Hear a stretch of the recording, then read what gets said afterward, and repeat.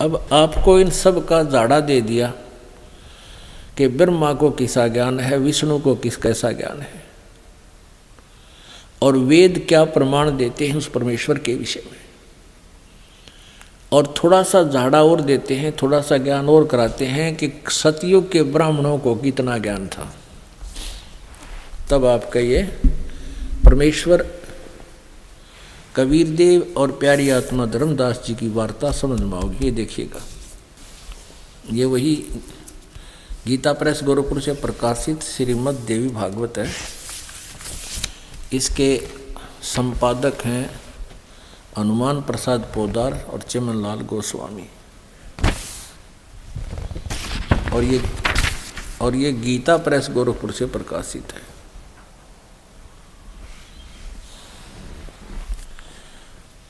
अब इसके 414 पृष्ठ पर आपको दिखाते हैं।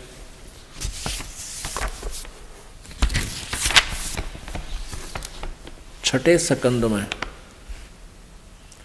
छठा सकंद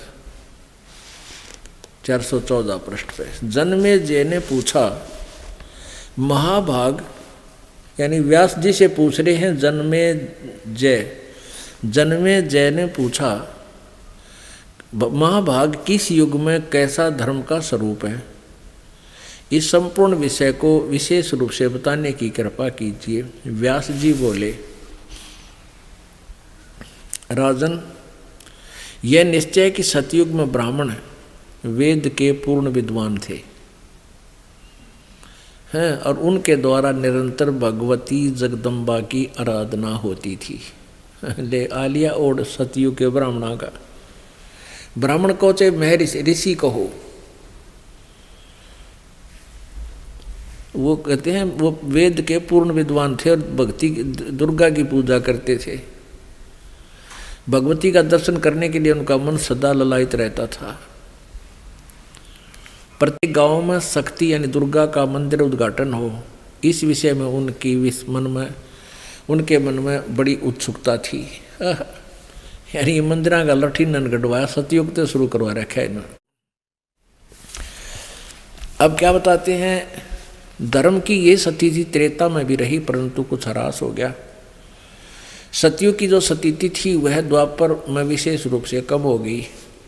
राजन, उन प्राचीन युगों में, पहले वाले द्वापर, त्रेता और सतयुग में जो राक्षस समझे जाते थे, वे कलयुग में ब्राह्मण माने जाते हैं। वो तरह का जो भैया जो ऊपर पहले वाले लोग का युगों में जो राक्षस थे, वर्तमान के इसे तो ब्राह्मण हैं कलयुग में।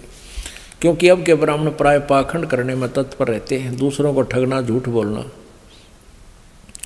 और वैदिक धर्म कर्म से अलग रहना कलयुगी ब्राह्मणों का स्वाभाविक गुण बन गया है।